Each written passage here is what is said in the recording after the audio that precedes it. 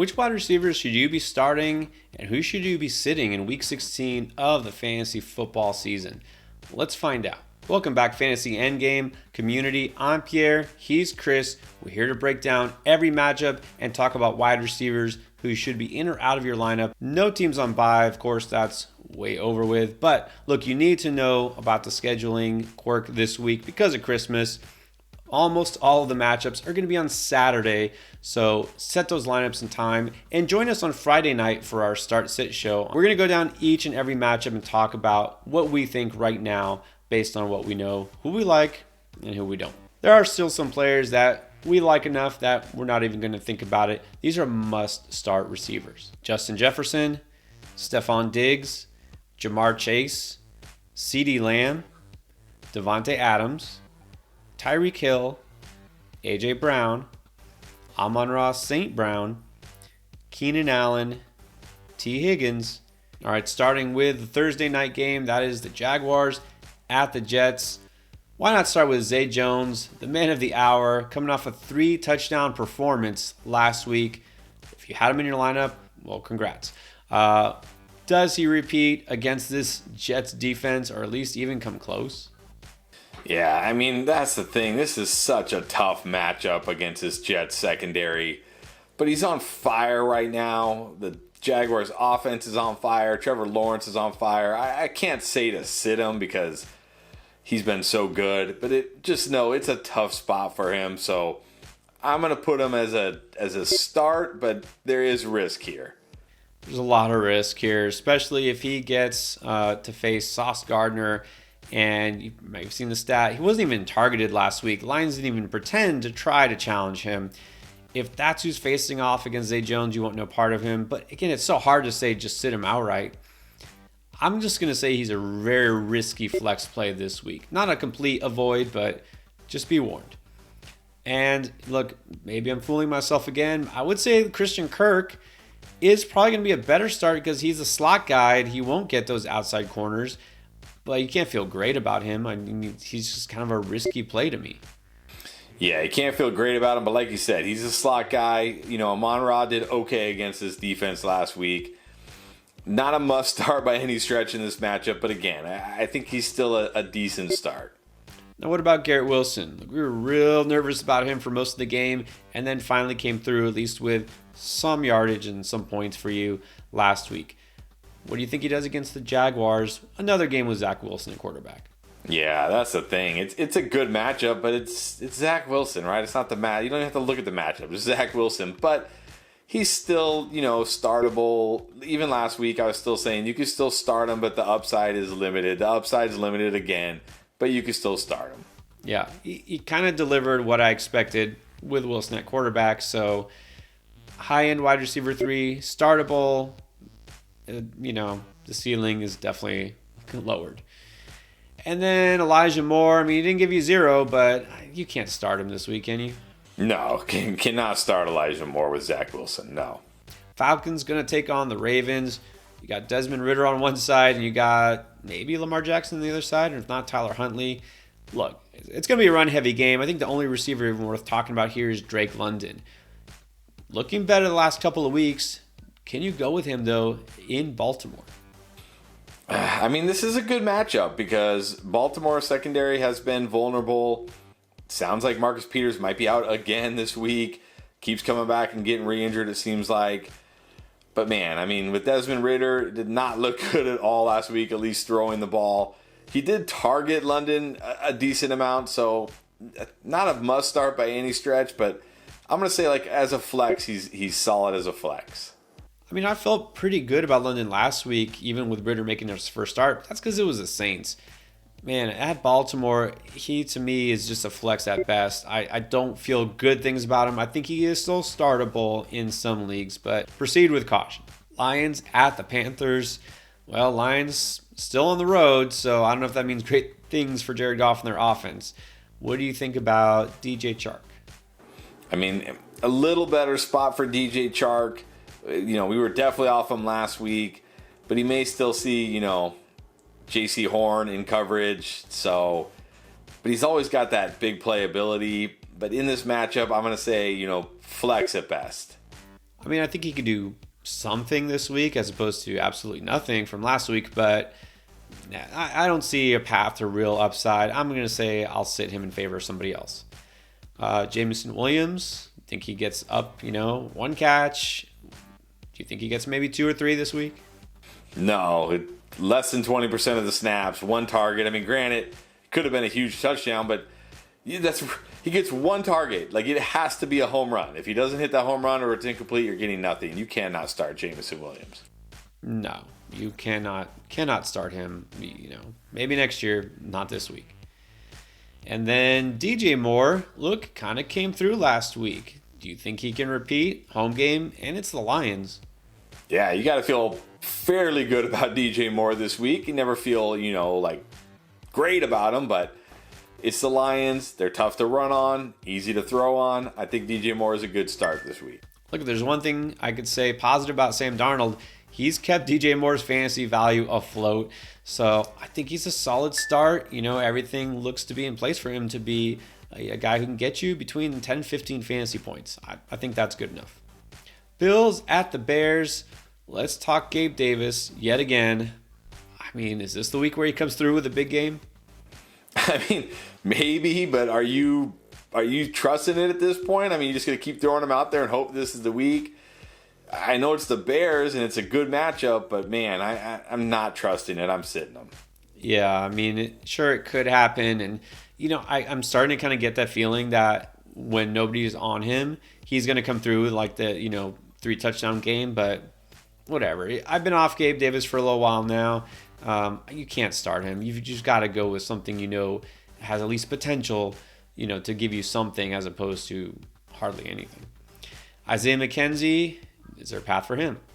Not really. I mean, he's a floor play. Yeah, he's had like once or twice this year, he's had this crazy out of nowhere boom games, but you're not banking on that. I'm not starting McKenzie. I don't feel like this is going to be a super pass-heavy game for Buffalo. It's going to be the quarterbacks running at each other back and forth. Yeah, McKenzie, I can do better. Saints taking on the Browns in Cleveland. Chris Olave, hasn't really come through with big games lately. Do you trust him against Cleveland? I don't think you can. I mean, played less than 50% of the snaps last week. This isn't a game where the Browns should force him to throw it a ton. It should be a very low-scoring game, a very, run-heavy game for both teams. I can't do it. I'm sitting Chris Olave. I mean, it sounds weird, but I feel like you can't really trust him with Juwan Johnson on the field because he's getting more targets from Andy Dalton. Raheem Shaheed has been really good as a deep threat. Olave is seeing his role in the red zone, as the deep threat, kind of been replaced by various random guys. I mean, I think you can flex him, but that's about it.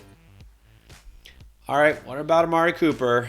You know what? The whole Cleveland passing offense let us down last week. Cooper's still at home. Saints still a good matchup. Do you start him? Yeah, he's no longer, definitely not a must start. Not even a good start for me anymore. Just a flex him if you need him kind of guy because never thought I'd say it, but somehow a Deshaun Watson-led offense is worse and less fantasy-friendly than a Jacoby Brissett-led offense. So, good matchup, good player, flex him if you need him. I'll say I'm going to keep a little hope alive here. I'll say he's a wide receiver 3, startable for the most part. It's still a good spot. I mean, maybe they make a little progress this week. I don't know. They just look a little out of kilter, but I can't outright bench Cooper. I think he's an okay start. DPJ, I kind of put in the same category with Cooper. He's getting as many targets, and he's been a little more productive, so I think he's an okay start as well. Yeah, I'm still just going to put him in that flex range, though, because, yes, he's been better. He's scoring touchdowns, but, I mean, yeah, it's not like he's getting, he did a couple weeks ago, but, yeah, this offense, man, terrible. Flex if you need him. Seattle versus Kansas City. Very interesting game here. Seattle needs a win. I don't know if they can get it on the road against the Chiefs, but look, let's talk DK Metcalf. He's the guy now. Tyler Lockett out with injury. Does that mean better things for DK Metcalf or not? I mean, you got to think better things, but also it's Kansas City. It's a great matchup. You've got to start DK Metcalf. Yeah, in this case, I'm not questioning it. DK Metcalf could go off. It's not guaranteed, of course, but yeah, he's going to get a ton of targets. You have to start Metcalf if you have him. And then a guy like Marquise Goodwin now is on the map because he's technically the number 2 receiver there in Seattle. Does that interest you in fantasy? It has to. I mean, this is a good matchup. He's always a guy that can hit a home run. He's got that blazing speed. Not a must start like DK Metcalf, but to me, he's like a home run type upside flex play. You know what? I'll take that home run upside, even if the floor is very low, because I feel better about him than a guy like, DJ Chark in a terrible matchup, who's also always kind of risky. So Goodwin, an interesting flex play to me. And then there's the Chiefs. Let's talk Juju. Kind of getting back into the mix here with his target share. Does he do it against Seattle? Yeah, I think you gotta like Juju these days. Looks like he did during that stretch before the concussion again. I don't even think the matchup really matters. You gotta start Juju. Chiefs always keep us guessing as to who's going to be the guy to go to. I feel like you can at least trust him enough to make him a wide receiver 3, especially in full PPR leagues. Should be a pretty solid start. MVS, let's just hear it. How do you feel? Yeah, I mean, saved your day with a touchdown, which I was shocked he actually held on to if you started him, but I'm not starting him. I am not starting MVS, especially in the playoffs. And then there's Kadarius Toney. Trusting him with your semifinal matchup? No, I can't trust him. Only played 6% of the snaps, only 1 target. Andy Reid slow plays guys coming back from injury. Maybe he'll be startable enough in Week 17, but even that is dicey. Definitely not starting him in Week 16. No chance I'm putting Kadarius Toney in a starting lineup. No chance. Giants going to take on the Vikings and their worst-ranked pass defense now. Does that mean good things for Darius Slayton? I think so. I mean, it's been a couple down weeks for Slayton, but he did have 7 targets last week. We know he's got a home run potential. It's the Vikings. Not going to say you have to start him, but again, another kind of upside flex play. Definitely a high upside flex play, kind of like a Marquise Goodwin type, but maybe feel a little better about him. I am a little concerned because back when Slayton was becoming the guy there, well, now we're seeing like Isaiah Hodgins get involved, Richie James get involved. They're really spreading the ball out more. There's a couple of receivers who are, kind of matching Slayton. In fact, maybe doing better than Slayton these days. But Slayton's still the guy I prefer. And again, high upside flex. I probably wouldn't even mention these other guys on the Giants, even though I just did. And then for the Vikings, we got to talk about KJ Osborne and his huge game last week. I know that was different game script. Probably not going to come down 33-0 deficit in this game. But against the Giants, is he startable? Yeah. It's hard to say after what he's done. Look, he was good the week before too, but those were 2 good slot matchups for him. Giants still a pretty good secondary. Very risky flex play. I think is a solid flex play. And again, I hate to look at last week and say, oh, now I'm going to start KJ Osborne. But look, the Giants have been banged up in the secondary. Their defense has been kind of lapsing. I know they didn't give up a ton of points, especially passing yards, in Week 15. That was Taylor Heineke. The way this Vikings offense is rolling, I think Osborne at least can be considered as a high upside flex play as well. And does the same go for Adam Thielen for you? Man, Thielen really bailed you out with that late touchdown. Did almost nothing in that game, even though Kirk Cousins threw for 460 yards. Not starting Adam Thielen. Nah, that's getting a little deeper in the weeds. He's been getting less targets than a lot of guys, that are in the same conversation. So I'd prefer Osborne to Thielen. I'm not going to start Thielen. Bengals at the Patriots. Well, they got all their receivers healthy. You're good with Chase. You're good with Higgins. Are you good with Boyd versus New England? Can always score a touchdown like he did here in Week 15, but can't love him this week. Flex option only. Desperation flex for me. You can't ever know what you're getting with him, and it might not be much. Patriots, well, say what you will about the Patriots last week and their performance, but they didn't give up huge games to wide receivers. They don't really do that. I'm not going to be interested in Boyd this week. What about Jacoby Myers? Back from injury. Might still be nursing a bruised ego from that last play where he basically gave the game to the Raiders. But that aside, can you start Jacoby Myers in fantasy? No, when is the last time Jacoby Myers has been startable in fantasy? Like 7 weeks ago, giving you single-digit points, even against the Raiders, giving you single-digit points. Cannot start Jacoby Myers. It was a great spot for a receiver. Devontae Parker was out. They could have been passing the ball, but they got Mac Jones. That's the problem. So, yeah, you can't trust Jacoby Myers. Texans versus Titans. Could be Chris Moore, wide receiver 1 for Houston again. Didn't smash last week. I mean, he was okay, but I think we need more than okay this week. Can you start him against, pretty bad Titans secondary? Yeah, it's another good matchup for him. I mean, look, he's always gonna be risky. Anytime you put Chris Moore in your lineup, you're taking a risk. But he's still getting a good target share. 9 targets again this week. It's another good matchup. Obviously, not a guy you have to start, but I think he's a flex option. Well, here's the question. Are the Texans, again, going to be ahead early and take a lead against a team with a winning record? I don't know if they can do it again, but Chris Moore, again, risky flex play. I was probably a little too high on him last week. Everything was in place for him to smash. It's in place still again for him this week, but just, the risk. And then hopefully Treylon Burks is back this week from concussion. If he is, do you play him against Houston? I think so. One thing Houston is really good at, and I say really good at, it's basically because they play like prevent defense, but they don't give up big plays, and that's kind of like Treylon Burks' MO. So, but still, I'll put him in as an upside flex play. Well, look, if he's back, I feel like he's a solid play here. Wide receiver 3. I'm not going to go too high on him, but he had been looking really good. This obviously is not a great secondary in Houston. I'm going to say that he's a pretty solid start. Tommy's taking on the Niners. Let's start with Terry McLaurin. Kind of saw flashes on Sunday night of him in his best. He made some big plays. Can he do it against San Francisco in this tough defense? Yeah, I don't know. I mean, they just, made life miserable for DK Metcalf in that game. It's kind of the same role Terry McLaurin has. He's got Taylor Heineke. I mean, I'm not going to say you have to sit him, but I'm going to say more of like just a good start this week, I guess. Yeah, I'm going to agree. I mean, maybe low-end wide receiver 3. You can never put him too low because his big playability. But yeah, Charvarius Ward there in the secondary making a difference. Physical corner. McLaurin not the most physical receiver, so I can't feel a great game from him. But, he is still startable compared to whoever else you might have. And then what about Jahan Dotson? Made that amazing play against the Giants. How good can you feel about him, though?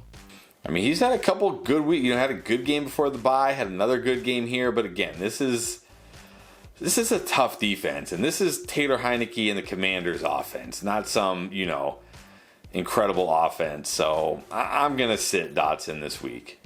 Yeah, for a guy who's just not getting a high volume of targets, very risky. You could throw him in your flex and hope for a big play, hope for a touchdown, which he has scored a few times this year. But again, that's definitely taking things to the extreme if you're really hoping for that to happen. And then Curtis Samuel, I mean, again, he could always make a big play, but I feel the same way. He's just a very risky flex option. Not even a risky flex option for me. He's a sit. I mean, yeah, sure, he could always score, or he could always take like a jet sweep for a touchdown or something, but this is the 49ers. Like, I'm not banking on that, in my lineup this week. I'm going to sit him. All right, what about Brandon Ayuk at wide receiver? Do you think he comes through against Washington? No, I was worried about Ayuk last week. I was like, he did score that touchdown, but that was only because Debo went out. And then what did we see? CMC and George Kittle are like really the only guys getting targets. The wide receivers hardly get targeted. They're going to do what they do. They're going to have Brock Purdy, throw screens to CMC, throw easy passes to Kittle. It's just really hard for Ayuk in this offense right now with Brock Purdy. You really need like one big touchdown. It's too risky for me. I'm sitting him. Yeah, look, let's face it. Everybody's going all crazy about Purdy. They keep winning. Look, he's been good, like real life good, but not great, not amazing. And fantasy-wise, nothing special, honestly. If you look at the numbers, he's going to be a game manager because that's all he needs to do with his elite defense, that CMC in the backfield. And so the volume is not going to be there. Ayuk, again, it's kind of touchdown or bust. Yeah, you can flex him, but don't expect too much. All right, Eagles at the Cowboys. I would just say, like, we would just skip Devontae Smith and say you have to start him. But we may not have Jalen Hurts in this game. What if it is Gardner Minshew? What does that mean for Devontae Smith? I mean, certainly that downgrades Devonta Smith. But the Cowboys, I mean, their secondary is banged up. They're giving up touchdowns. They're giving up yards. Gardner Minshew can get him the ball enough, and Devonta Smith isn't a guy who needs, the down the field. Like, he's not like Brandon Ayuk, right, where he needs the throws, 20 plus yards down the field. He could rack up plenty of volume. I still think he's a good start, but certainly not as good as he would be with Jalen Hurts. Yeah, I mean, clearly the upside is limited if Hurts doesn't play, but you can't really justify putting him on the bench unless you've got, 2-3 guys that are already top 20 receivers. Devontae Smith is good enough that you could still keep him in your lineup. What about Michael Gallup of the Cowboys? I mean, he hasn't really done a lot lately. Now against the Eagles. I mean, I don't see how you could even justify starting him. No, you're just getting on your knees and praying to the fantasy gods that he catches a couple touchdowns. You can't start him. Noah Brown, is that different? I mean, obviously we saw he came through big last week. Do you feel better about him? No, I'm not chasing that against a tough Eagles secondary. Feels like that was a random Noah Brown game, and now everybody's going to fall into the trap this week and start him. I'm not starting him. Yeah, I am not either. Again, very different. Eagles defense versus the Jags defense. I'm not going to do it. And look, if Minshew is at quarterback instead of Hurts, maybe this game isn't the high scoring affair a lot of people think it will be. And then the final game of the Saturday slate is the Raiders at the Steelers. Well, let's start with Hunter Renfrow. Came back last week after an extended absence, but didn't do a whole lot. I mean, I know some people remember last year and thought he was going to be a good receiver this year. Can we really trust him? No. What has he done this entire year? He's done nothing. And 3 targets, I think, last week. No way am I starting Hunter Renfrow. Yeah, look, I wasn't really interested in Hunter Renfrow during draft season. Before the year started, we knew Devontae Adams was going to cut hugely into his target share, and he has. So you can't start Hunter Renfrow. Mac Hollins, well, he still did all right last week. Did score a touchdown as well. But can you start him in the playoffs? Very risky, but, I mean, it is the Steelers. They're still bad against wide receivers. Risky flex play. Very risky. Probably a risk I don't want to take. The Steelers defense keeps looking better as they get healthy, so I'm going to look elsewhere. Now, what about Deontay Johnson? After being basically a huge bust the first half of the year, I mean, he's seeing his target share grow with each week. Do you feel like he's somebody you can trust in PPR leagues? I think so. I mean, doesn't have a big ceiling, of course, because, I mean, no touchdowns this year. But we've seen it now with Kenny Pickett and Mitch Trubisky. It doesn't seem to matter. He gets a ton of volume. He's catching a ton of passes. It's a great matchup against the Raiders. I think he's a solid start this week. Yeah, I mean, wish he did have a higher ceiling. But, look, the Raiders have been bleeding points to wide receivers all year. I think it almost doesn't matter who's at quarterback now because we've seen they're just going to him. So, solid. Not a tremendous player, but a solid wide receiver 3 type. And then George Pickens, I mean, boom bust, but it's been mostly bust lately. Yeah, boom bust, but when has he boomed? Like, he's a boom bust who doesn't boom. Like, no, I don't want George Pickens in my lineup. Yeah, I mean, even despite the matchup on paper, you got to get targeted more than what he's getting targeted. You cannot trust him. First game of the Sunday slate, Packers versus Dolphins. Look, just when we say Christian Watson is a must start, finally has his first down game of the year. Do you think he bounces back against Miami? I think so. I think you got to roll him out again. We know what kind of upside he has, and this Dolphins secondary just got lit up for 4 touchdowns by the Bills, so it shouldn't really scare you too much. I think you got to give him another chance. He's a good start. Yeah, you can't completely fade him because of one bad game. Just remember what he did those last few games. So it's a good spot, even though we're slightly less confident. For the most part, you almost have to play him. What about Alan Lazard? Do you think that he can do anything against Miami as well?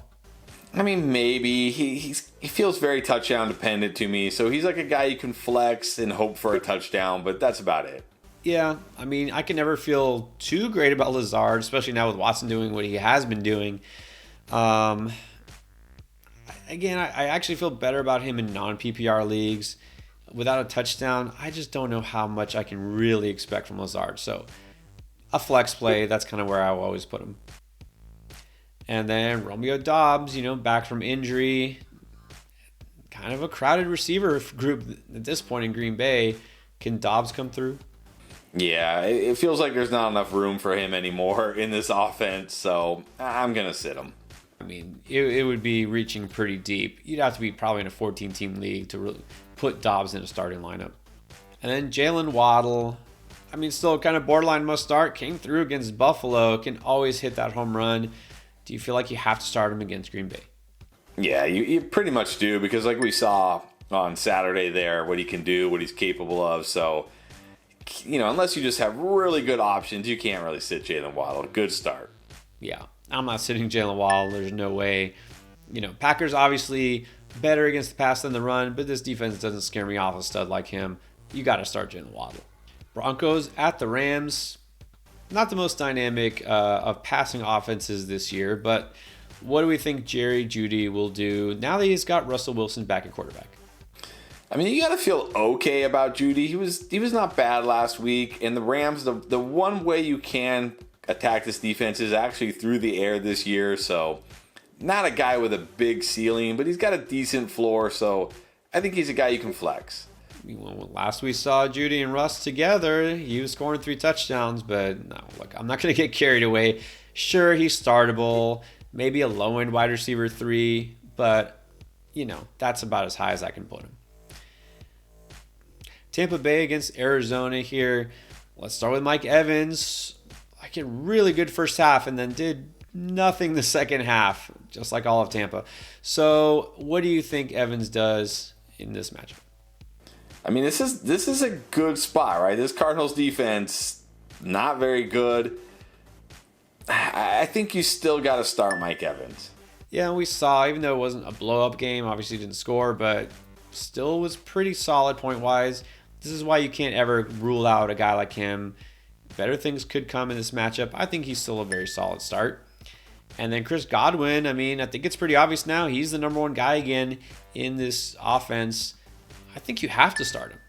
Yeah, a good start this week. I can't go as far as a must start because, again, this offense, yeah, you never know what you're going to get. I mean, you don't even know what you're going to get half to half, let alone game to game. But it's still a good start. And then now we got to talk again about Russell Gage.